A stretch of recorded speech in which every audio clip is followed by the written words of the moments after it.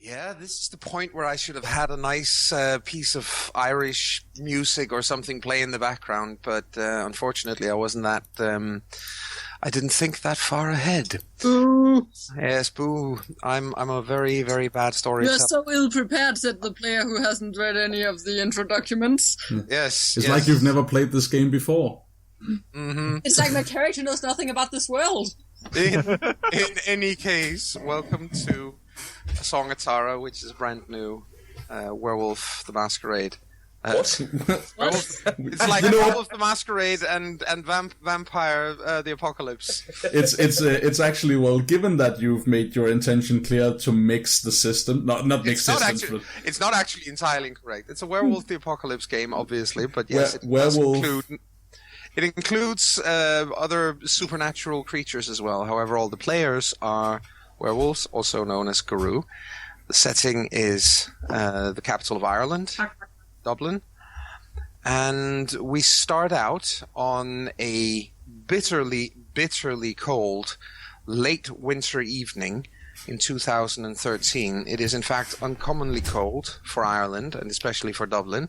You have about 2 inches of snow, which means that on this particular night Dublin is pretty much at a standstill. This comes from the brilliant little detail that Ireland never actually gets snow. Or at least it happens so rarely that when this happened, when this snowfall came, the Irish suddenly realized that they have 1 snowplow for all of Ireland and a 1/4 ton of road salt, which means that everyone and their mother is now cooped up at home with thick blankets around them, drinking hot whiskies because, you need an excuse to do that. And nobody's leaving the house, nobody's outside, except for you, more or less. The streets of Dublin are uncommonly quiet this evening. There are very, very, very few cars on the road. The Lewis line, the tram system, isn't running because of 2 inches of snow. I'm just repeating that for those of us living in Scandinavia. And in general, the whole city feels very strange and very, I would say, calm, but you all have this feeling of, yeah, it might be calm, but in that case it certainly is calm before the storm. You've each had your introductions. We have played through your first change scenarios. These first change scenarios have taken place over the preceding month, obviously. Yeah, we've gone from new to full moon. So. You've gone from new to full moon, and it is still full moon when we begin this evening. Which, of course, also means that some of you might feel a little bit on edge. Just a bit. Yeah. However... Well, going from new to full moon, that's just half a month, isn't it? Well, yeah, it is, actually. Yeah, but it would have taken place over the course of a month. Actually, it would have taken place over the course of... Yeah, it would. Anyway, you are... When we begin, you are standing at the arch leading into St. Stephen's Green. It is dark, which means that the gates are closed, and there isn't a soul in sight. Obviously there's a light on in many of the of the buildings surrounding St. Stephen's Green on several floors.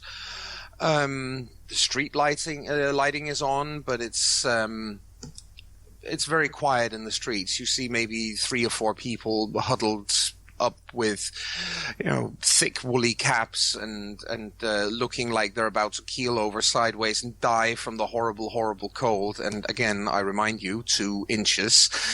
Yeah. You can say many, many good things about the Irish, but they really don't know how to handle cold. That's 5 centimeters. Yeah. That's so little. Yes, it is. They, however, you are standing there with the people who found you They're all there. Oh joy! Yes. All of them. That's going to be a bloodbath. This place reeks of bad whiskey and perfume and blood. Yeah.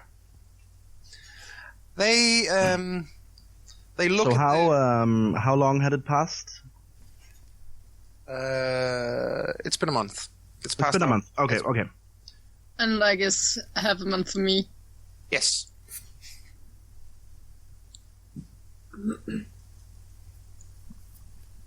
About the same for Taryn, I guess, since she's third. Exactly. But yes, you no, you know what? Let's just retcon that and make it 14 days for all of you because it puts it all closer together. So you've all had your first change over the course of the preceding 2 weeks. Okay. And you are now at the full moon, and you are standing, as I said, at the gates to St. Stephen's Green. The gates are closed and locked.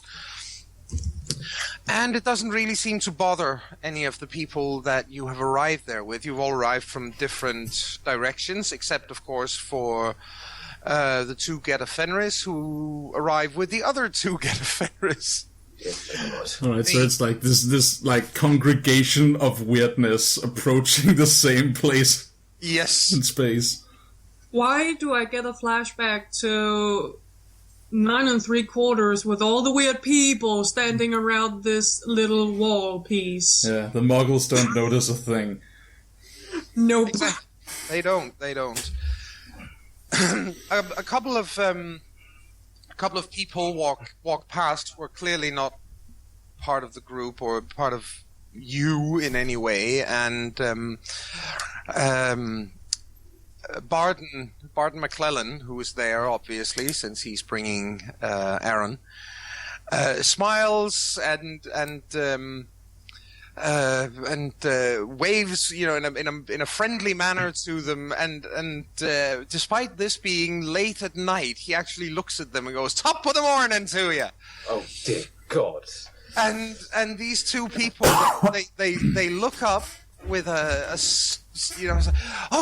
yes, and walk on. Yeah, this is popping their collars and be like, no, don't look at the strange man. Don't look at the strange man, exactly. They hurry on.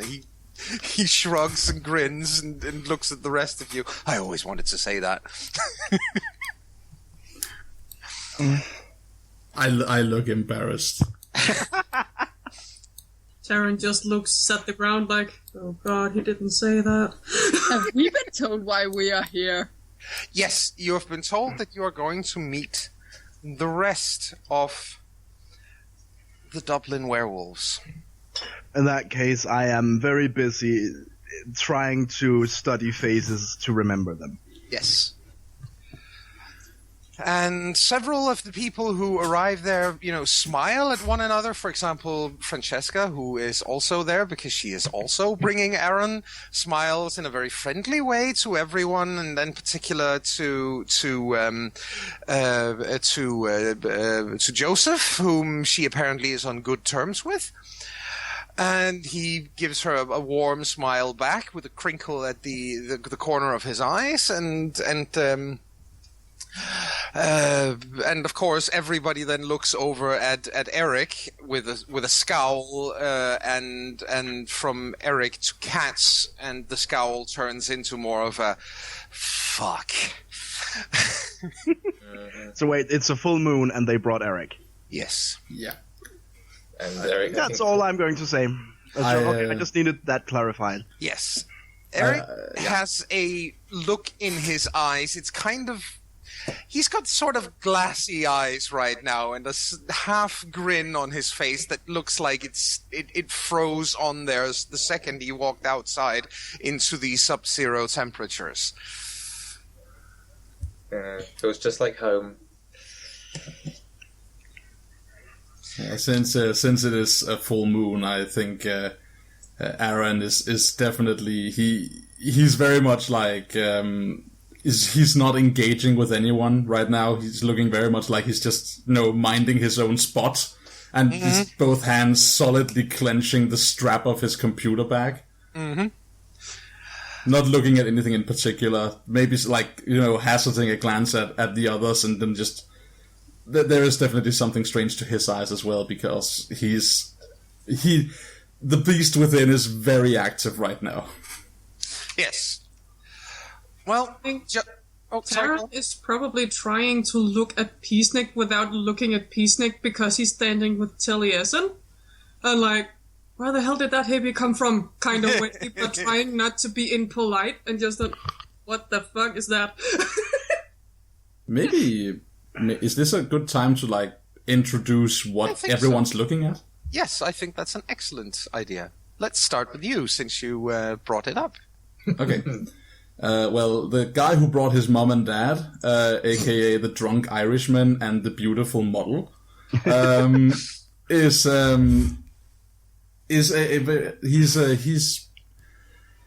young man, 15 years of age, with short, neatly combed black hair, very striking dark eyes. He has the features like it's the onsetting adulthood features, where you can kind of tell that this is probably a boy who's going to look really good, and right now, by teenage standards, he doesn't look half bad. He has a very like you can glean that there is a well maintained physique, even though he's wearing a hoodie and like some fairly plush clothing to keep the cold out. He's wearing a dark grey hoodie over a black t-shirt and some slacks, and then some solid rubber shoes. And he has a computer bag slung over his shoulder, and he's taking good care to not really leave any of you much of a lingering glance. That doesn't really appear to be a case with you. He's possessed of whatever is in the Viking's eyes.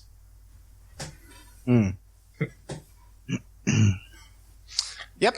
And let's take the next in line. That would be Connell. We'll go by the order at the bottom of the screen there.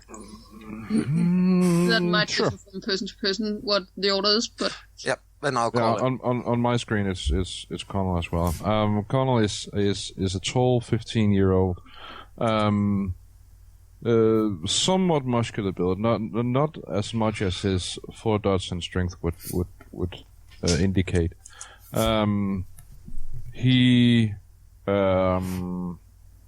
What's he wearing? What kind of clothes? Probably a t-shirt and some baggy jeans and a pair of skater shoes, something like that. Yep.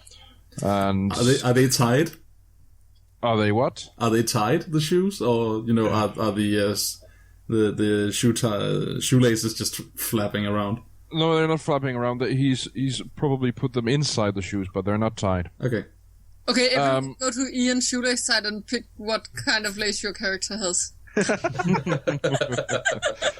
And he has this smile on his face. Some might call it predatory. Yeah, that's Connell. It's kind of fitting for a wolf. And you have the image to look at. It'll be Connell in a few years. He's still only 15. So, yeah. Yep.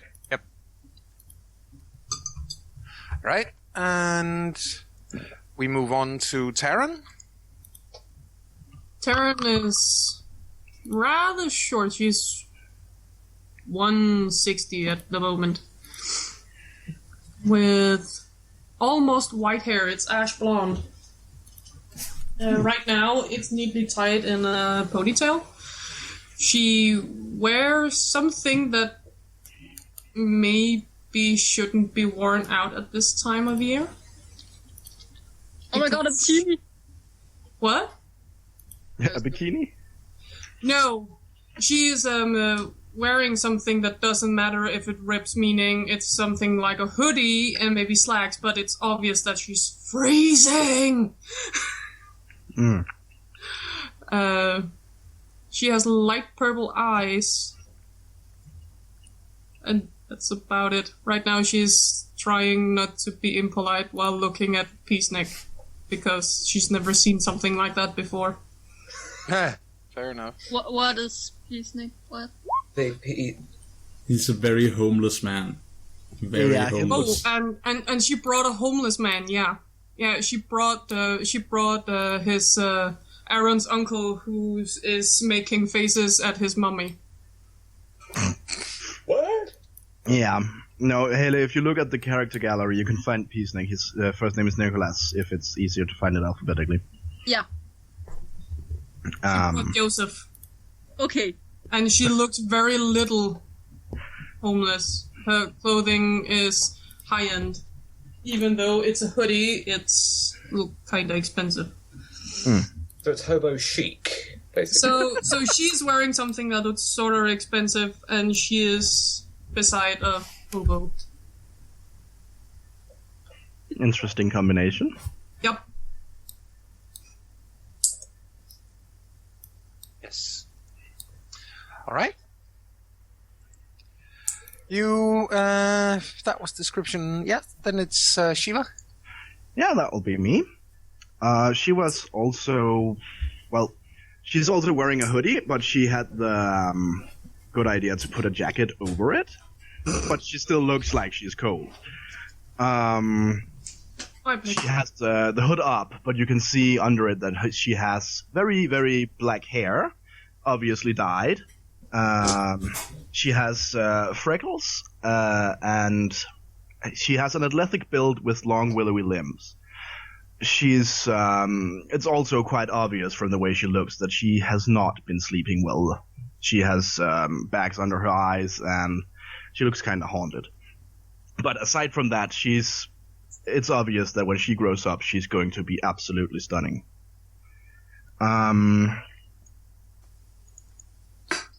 And she does, as I described earlier, she looks at people, but not to catch their eyes, but more like to try and imprint their faces. Yes. All right. Anything else? Nope. Then we move on to Taliesin. Yes, they do. Excuse me while I'm yawning. Taliesin, standing fairly close to Peacenik as well, is wearing essentially a shirt and a slightly worn-looking bomber jacket that's at least a size too big for him, as it is.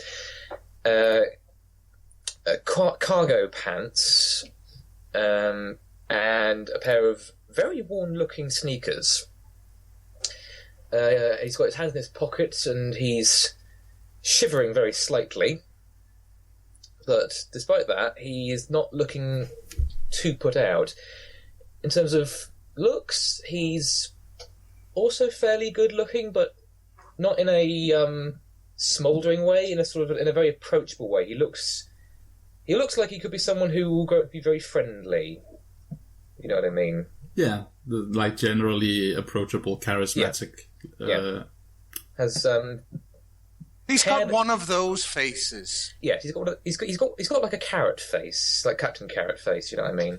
Yes, Captain Carrot Face. I like that. But yeah, his hair is such that you can't quite tell whether it's just dirty blonde or very light brown. It could go either way. Otherwise, he's sort of looking around at people and similar to what she was doing, except that instead of looking at faces, he almost looks like he's trying to get a feel for the atmosphere between people. So who's comfortable with who's glaring daggers at who, that sort of thing. That's pretty much it. Yes. All right, and last but not least, Fenna. Yeah. So Fenna is a pretty average height girl for Denmark, at least a little above. She is. Actually, Jon, one question. Yeah. Fenna was clearly not wearing her jacket when leeches attacked. Did her jacket survive? She wasn't wearing it. Yeah. If she wasn't wearing it, then yes. Yeah, because you're just sitting in the living room. So, Fenna is wearing, what do you call it, dunejak? Is that what you call a duffel coat? Or? Windbreaker. Windbreaker, yeah. So, a windbreaker and a winter hat. So she's actually equipped for the cold. Sounds like she's the only one.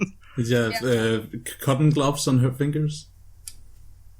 And some slightly more handy gloves than that. It kind of looks like it's been used outside in the wild. But yeah. But still with the big jacket and all, she kind of looks like she might have a pretty slim build underneath. You can usually tell by like the area around the neck.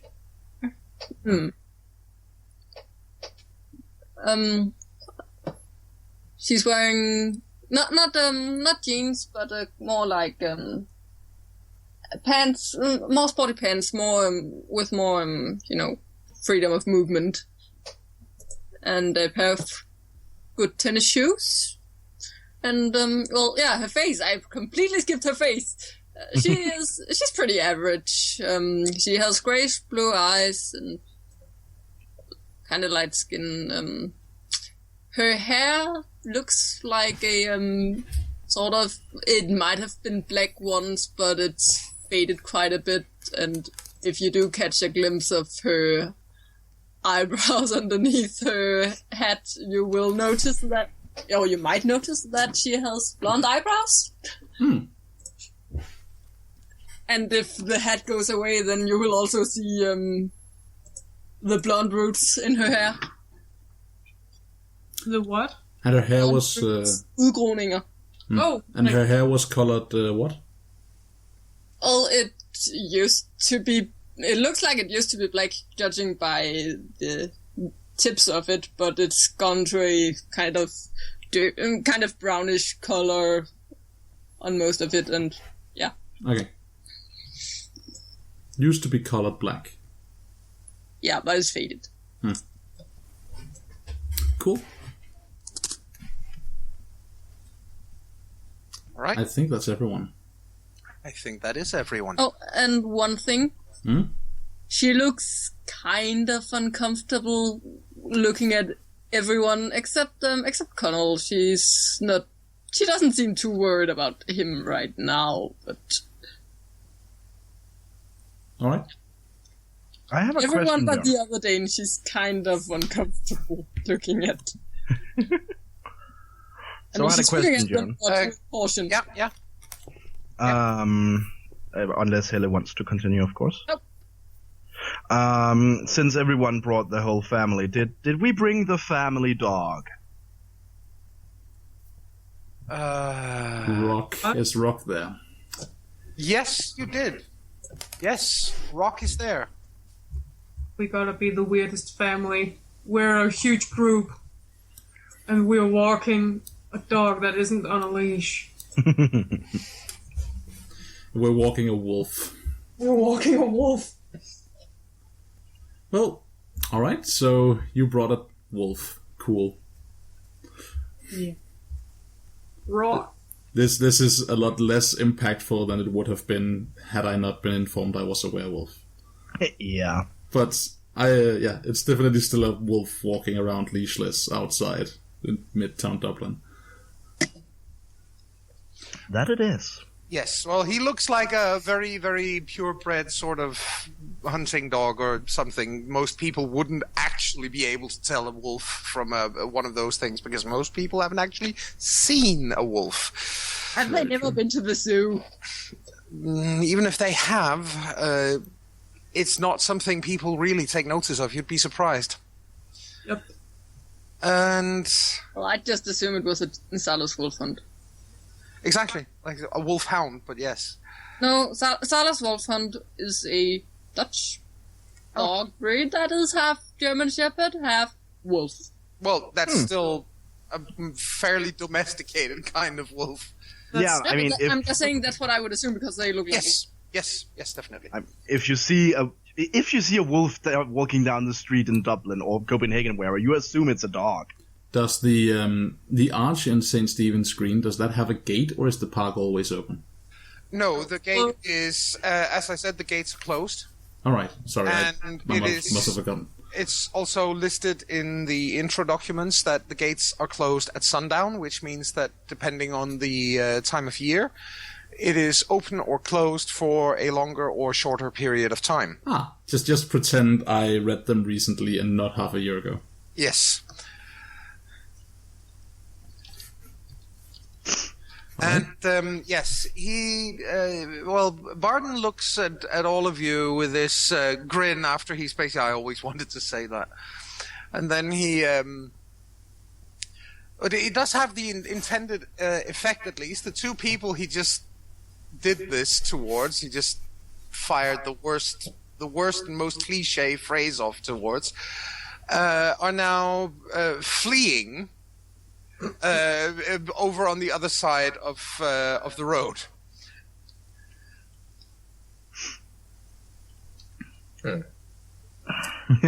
Yeah. There's a very quiet. Joseph, does Irish people actually say that here? He shakes his head. No, they really don't. I think that's why they're running away.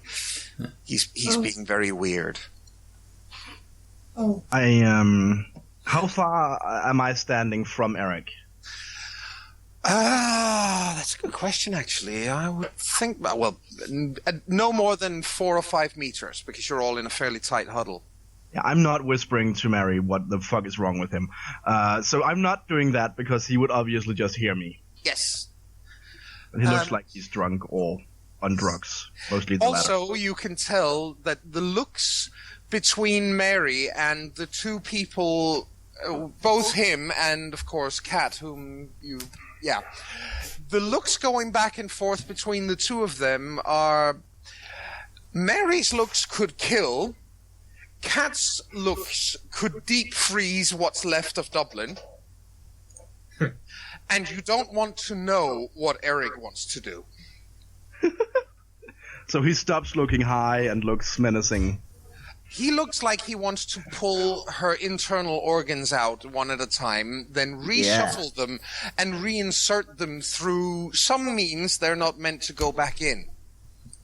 He's got this absolutely bloodthirsty, maniacal look on his face. His grin screams, I'm going to kill someone.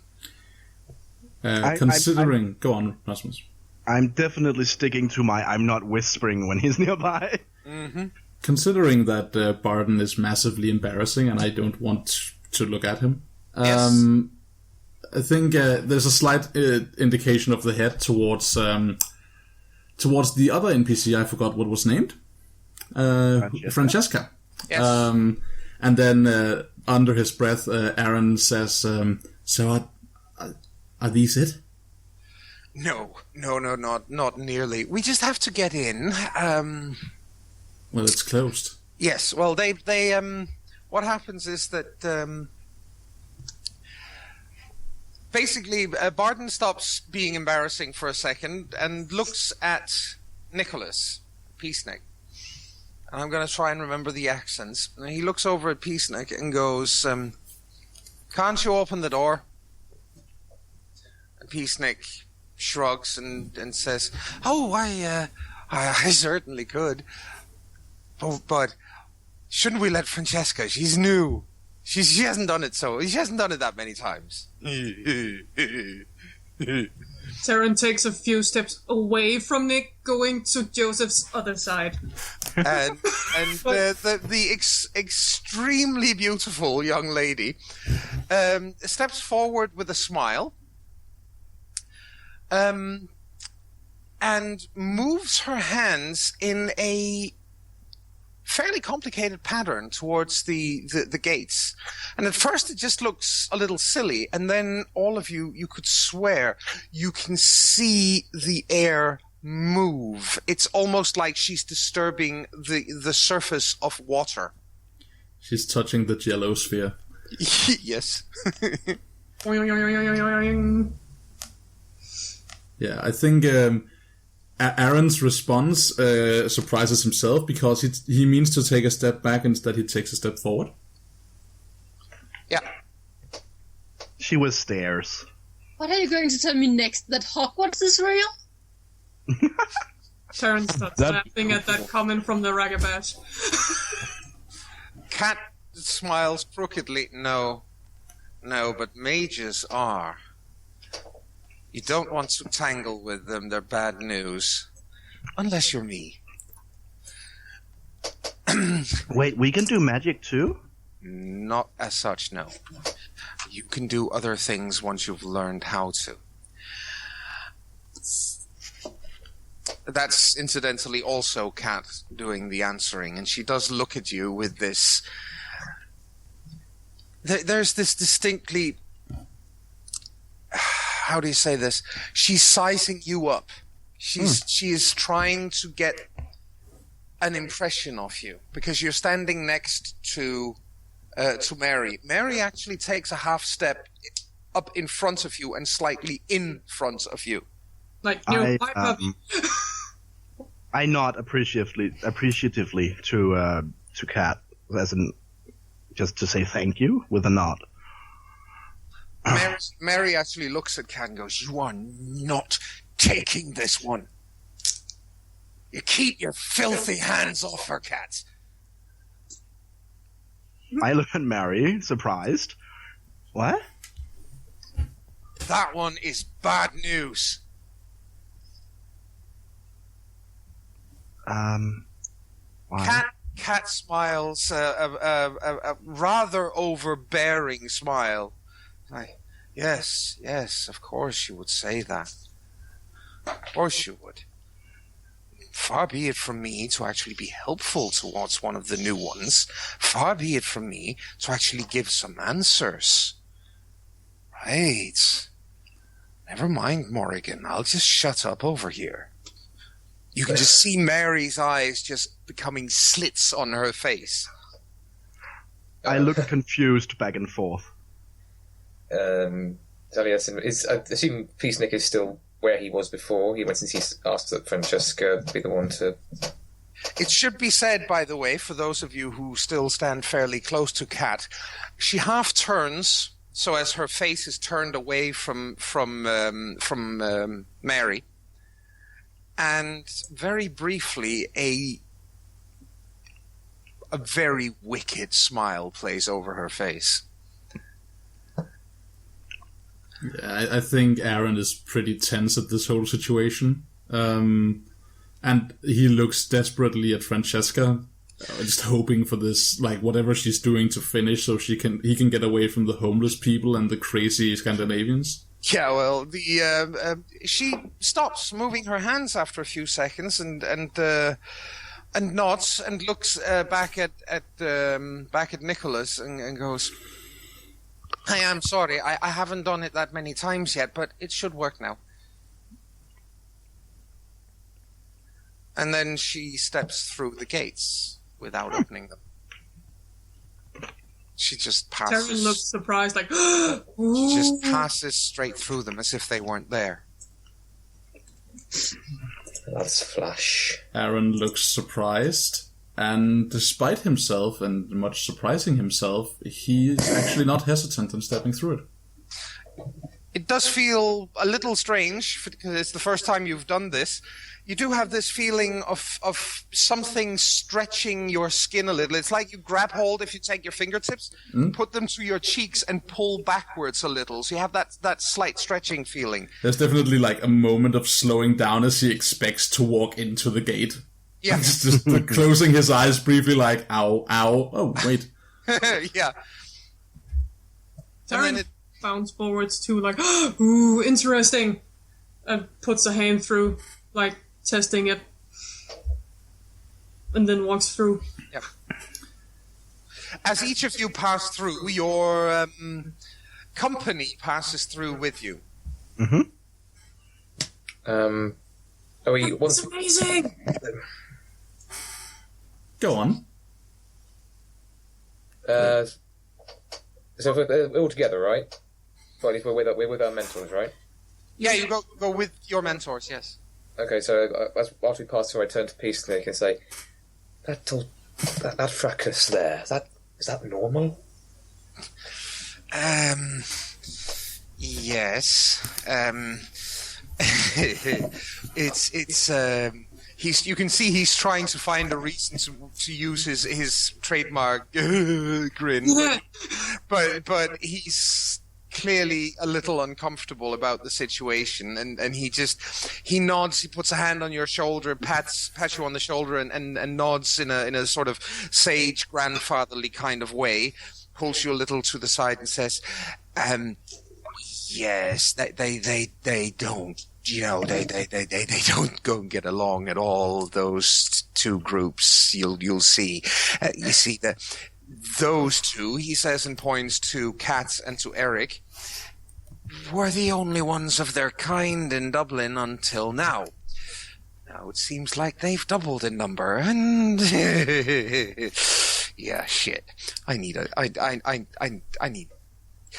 Yeah, he takes out a joint and lights it up. His hands shake a little as he does so.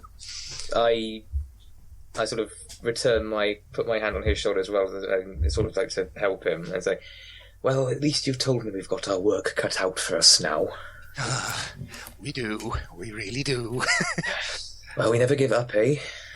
No, I would say we soldier on, but that sounds so martial.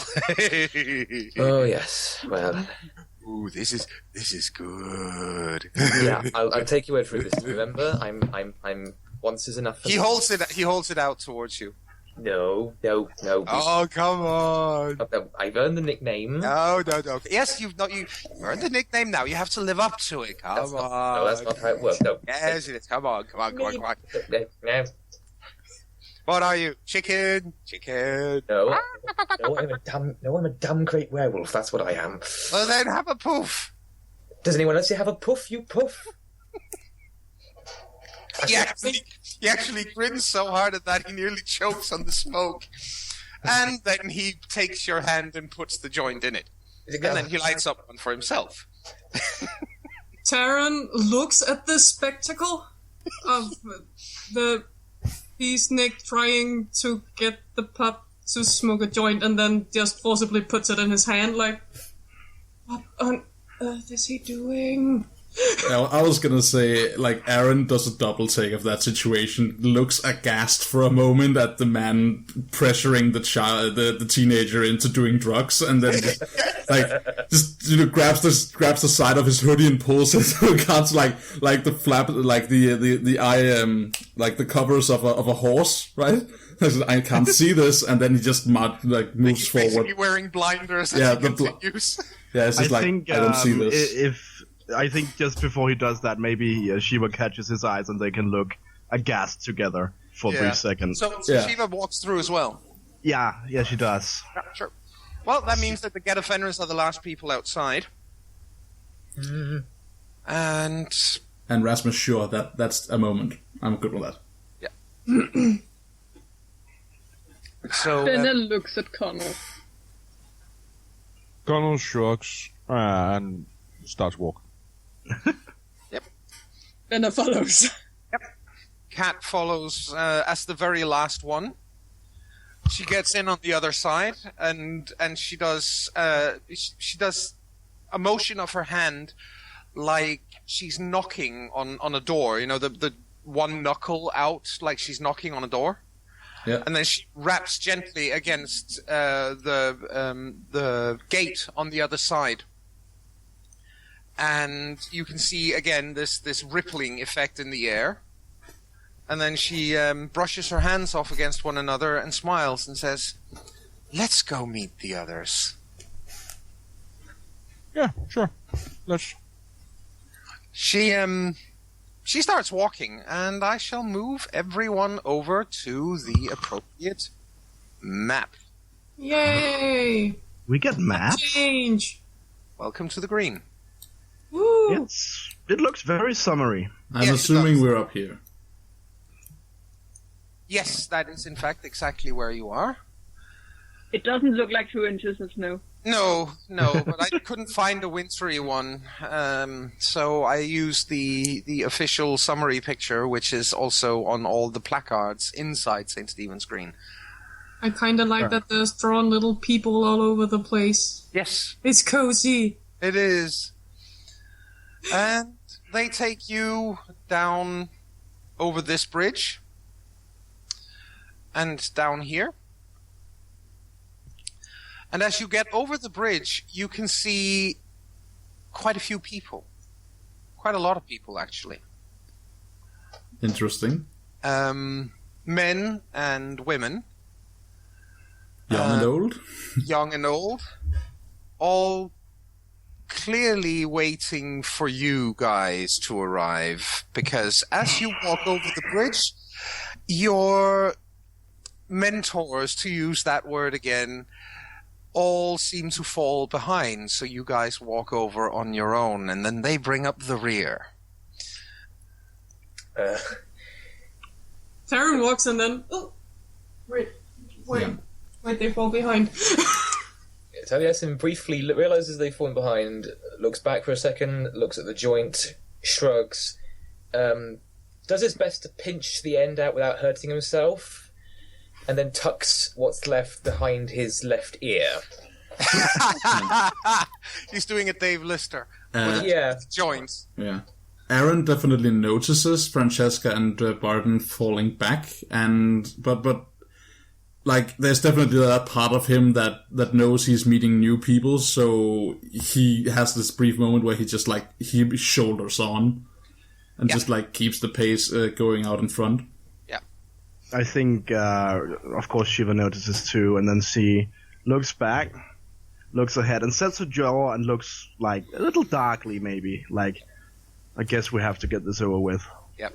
The only one that any of you has met before, who isn't part of the group that took you in here, is Siobhan, who's obviously visible in the group as well. You don't need to see her. We can just hear her muttering curse words from halfway across No, Dublin. she's actually quiet right now. Oh, goody. Okay. So she came around and visited us, or...? No, but she was involved in the first change for at least one of you. Taryn was taking to the swearing lady. Ah, okay. I met Siobhan as well, didn't I? Wasn't that Siobhan? Oh, yeah, you yes, did. you bumped into her, yeah, that's true. We got an SMS on Hotmail. It was just the profile Hotmail. Sorry, yeah, we got an email on Hotmail, and the profile picture is just this punk woman giving the finger to the camera. Just yep, that's the one. Yep. But she's the only one that any of you would recognize. That's not entirely true. Odd would be there as well, who was Odd O'Brien, who was... I met him. Yeah, you met him as well. Those are the ones. Other than that, they're all, obviously, they're new faces. As you get over the bridge, it's... people are basically standing around a great big bonfire. It is so large that there is no doubt in anyone's mind, any of your minds, in fact, that this must certainly be visible from beyond the walls of the green. It's not as if this is an absolutely massive place. It's 400 by about 200 meters. It's not that large of a park. Have you ever been at a party where it's not like everyone gets announced, but everyone walks in one at a time and just joins a room full of people? Yep. Yeah, there's this feeling of where you kind of know where you are, where you're supposed to stand. Yep. That's where Aaron stops. Okay. Well, you are clearly meant to approach the bonfire, because what you notice, since you make that clear, is that the people who are there sort of form a funnel towards the bonfire. And with his back to the bonfire, you see an absolutely massive example of humanity. Tattooed, muscular, bearded. Yes. It's Ross, okay. It's Ross. Yes, that be... I'll be right back. We all gonna meet Big Wolf Daddy. So we're being funneled towards Ross. I look at, Can I just remind that I haven't Again, the picture put myself is... into this, so it's very vague to me right now. You can find all of them under the journals. Yeah, if you go to the journal, you'll find an absolute boatload of NPCs. And they're even divided up as in werewolf NPCs and characters and fae and shit. I've been very, very good about it. Yeah. But as we do that, I take, not a moment, I don't stop or anything, but I take note of what the expressions on people's faces are. Yes. So what are they? Is there a general feel? They all look sort of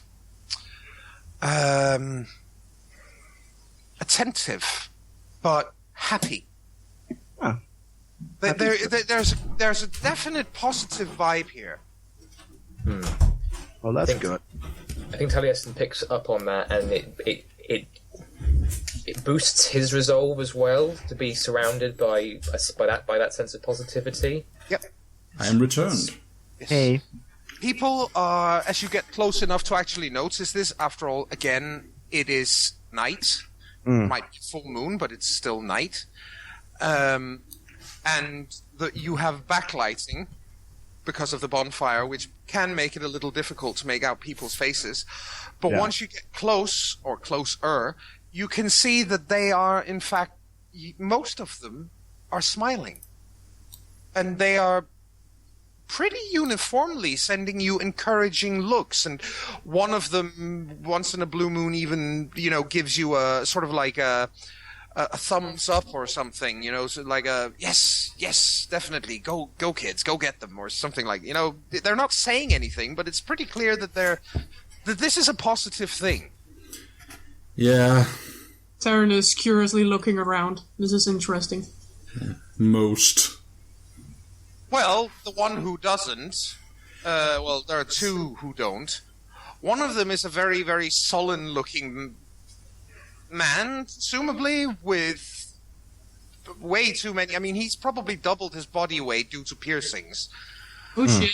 And the other one is an exceptionally beautiful woman who isn't smiling, but that's, probably because she is, at the moment, she is very, very focused on the pipes that she's playing. It's kind of hard to smile when you're playing the bagpipes. It's a very somber tune. It's not very loud or anything. It's more like very soft background music. Something we again probably completely convinced would be audible from the sidewalk. Because it is such a quiet night, yes. Because there are no people out there, definitely. On an ordinary night, no way. It would be drowned out by by cars, because she isn't playing it loudly. It's not like she's blaring this out. So, is it becoming clearer to us then that where we are on St. Stephen's Green is kind of outside of what people outside of the green can perceive? No. They can't see it because of the wall around the green anyway. Okay. But and the trees and whatever. But I mean, it's not an open park. You have to walk through one of the gates to get in. Of course. And therefore, where you are right now is certainly not visible to anyone outside. But the fire is so large, the bonfire is so large that all of you would probably be absolutely convinced that can be seen from beyond the wall. The fact that we approached... did we see it? No. Yeah, I was going to say, the fact that we approached the green and it wasn't, like, illuminated in a soft orange halo is probably like, okay, this is supposed to have happened, but it didn't. Yeah. Just like you weren't supposed to walk through the gates. Yeah. And the air wasn't supposed to act like jello. Yeah. So yeah, okay, so standing in front of the large muscular person. Yes. not doing anything. This feels like a speak when spoken to situation. Yes. So just standing there. I think Aaron lets his hood down. Yes. Incidentally, just so that I am sure that Hilla has seen it too, this is the fellow. Russ. And yes, he is in fact standing there being incredibly macho, wearing nothing on his upper body. Despite the fact that it is, 2 inches of snow and cold enough to kill Irishmen. Well, he's by the bonfire, at least. He is by the bonfire, and but he smiles, which actually makes his eyes crinkle. He's got a very honest kind of smile. As you approach. And once you are all in front of him, he looks at you, each of you, for a long moment, clearly taking in your features. And then he nods and says, You are all welcome. You are a blessing upon this cairn. It never happens anymore that this many pups are found in a single year. It is unheard of. And yes, therefore you are most welcome. My name is Ross O'Sullivan. I'm the leader of these good people. We're here to help you, to teach you, and to make you a part of our community. It will be difficult, it will be hard, the lessons will be easy at times for some of you, while not so easy for others. And at other times, that situation may be reversed. There will be demands placed upon you. At times you may think we're being unfair, but we're all here in the end to see you succeed. Please, tell me your names. And he looks to Aaron first. At his comment that we're all here to see you succeed, I get the sense that Ross is a good talker. So aside from listening intently at this, we're all here to see you succeed. Aaron has definitely he wets his lips quickly without thinking about it, and he stands up straight. He's pushing both, pushing his chest forward and basically standing at attention, and he says, he's asking for a name, right? Yes. Has Spartan made it clear whether I'm supposed to say stands in blood or Aaron? He has made it clear that it would be a good idea to give him your name and then called. Okay. Yes. So Aaron does, as I said, physically he stands up tall. He says, my name is Aaron Blackwell. I am called Stands in Blood. That's a good name. You must have done something spectacular. He doesn't specify what he does. He just says, I earned it. He nods, gives you a crooked smile and nods. You have spirit, boy. That's a good thing. You'll need it. Aaron swallows. And he looks to the next in line, Connell. Connell looks at Fenna and flashes her a smile before he steps forward. I'm then Connell Burke. Eric calls me Bites Hard. Bites Hard. Aye. That comes from Eric. I would hate to have to experience your bite. Let's hope that doesn't happen then. Let's hope not. That's another good name, and I'm sure you earned it. Eric just nods this, still with this waxen murderous smile on his face as he comes over the bridge, but he doesn't speak. And he looks on to the next one. Taryn. I'm Taryn Jones. I'm called Red Arms. Red Arms, eh? And you're American, from the sound of it. Yes, sir. Nothing to be ashamed of. You know, 1 in 5 Americans has an Irishman in his past, so they're about as Irish as we are. She smiles. Red Arms. You have strong names. Next he looks to Shiva. He's about to be disappointed. Get worse. Shiva straightens up and pulls her hood back and says, I'm Shivani Breen. I've been called Sleeps in Fields. You see that he actually raises an eyebrow. Connell laughs at that. Then he looks over your shoulder towards Mary with this. Really? Really? Seriously, Mary? That was the best you could come up with? Sleeps in fields? Right, so Shiva's... Mary shrugs and goes, what am I to do? I'm not a Gaillard. Aaron says in a low voice, I think it's nice. At least, he says, it shows you've got guts. You sleep outside. Shiva nods, and then, as he moves on, she looks to Aaron and sends him a small, appreciative smile. Next up is Taliesin. He looks to you. Taliesin is in awe of this king of a man, and he's also very nervous because he's now going to have to step forward and give him his name and look a right tit. But nevertheless, he steps forward.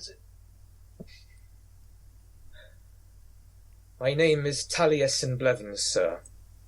I am called Smokes Joints. Taryn looks aghast and just stares at Taliesin and then over at Peacenik and looks very, oh my god, I'm so sorry for you.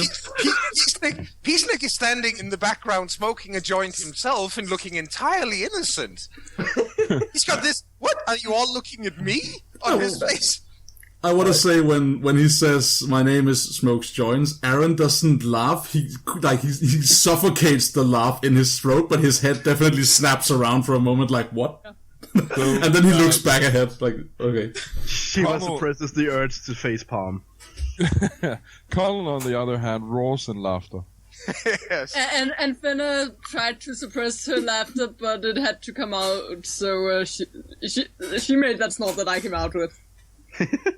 Oh yes, and for his part, despite it, he keeps his gaze firmly on Ross. He's not backing down. Ross notices this.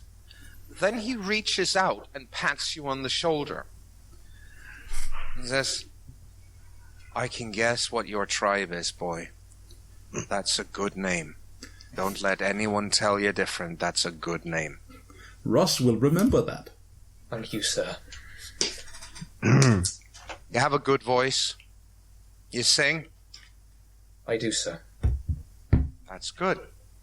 That's very good. So do I.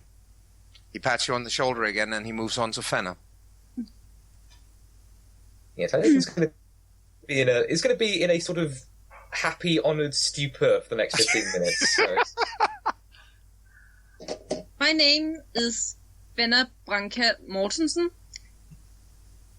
And I am called, and Fenna has been nervous, but she can't help but sending Connell a look like, I just outdid you. I am called Kill Two Leeches. He actually looks, again, the other eyebrow shoots up and the first one goes back down. And he looks over your shoulder towards the rest of the werewolves, and Siobhan groans, nods. Aye, it's right. She did. Feck it. She did. Fairly bloody mess, too. And Ross actually looks towards Siobhan and says, 2 leeches from a pup. And Siobhan just shrugs and goes, aye, they were there with my sister. Unfortunately, she got away. Ross rolls his eyes again. He looks down to Fenna again and nods. There's a warrior in you. That's good. We need those. This is hard times. If you can start your life amongst us by killing 2 leeches, I foresee you're going to be killing many, many more. Like, every werewolf in this sept right now thinks she's a full moon. And then there's the pups who doesn't know what a leech is and is thinking of this ragabash going completely nuts into a pond and killing leeches. That's how Taryn is looking like. Why are they so happy she killed leeches? She isn't asking it out loud, but she is making that sizing thing, but leeches aren't more than this, and it's not important. That brief second of not understanding where you're thinking, oh, they're impressed she killed 2 leeches. This werewolf shit's gonna be really easy. She is completely confused. Like, what? Leeches? Is leeches bad for you? What is wrong with leeches? I think she was also confused briefly, and then I think she goes, oh, the woman I encountered must have been what they call a leech. That's quite impressive then. Again, she doesn't say it. She just assumes that it's a leech.